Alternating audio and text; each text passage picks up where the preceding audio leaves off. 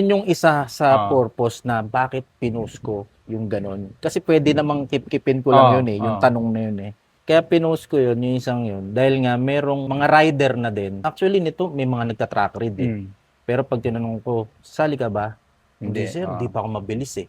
Di ba? Ganun sasabihin nila. Pero ang gusto kong mangyari, may encourage sila na kahit hindi ka Oo, mabilis, kahit first timer ka, kaya mong kumarera. Kaya mong sumali ng oo. karera.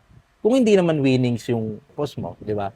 Pwede kang maging masaya sa sarili mong pace, hindi yung sa pacing nila Mm. susunod kasi nga baguhan ka, 'di ba? Maaksidente ka lang. So, yung iba naman nahihiya lang na hindi naman ako mabilis, ayoko sumali diyan, 'di ba? Oo. So, dapat ma-encourage sila.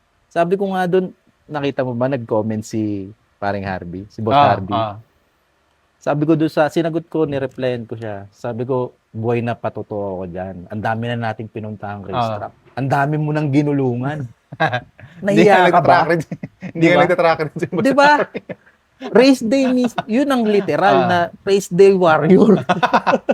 Walang practice. Pero sumasali siya, Oo. bro.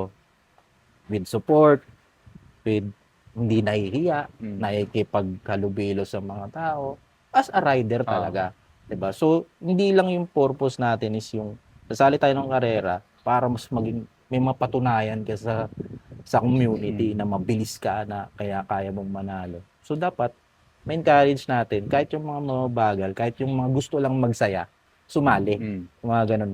Mapa big race o fun race, sali sila.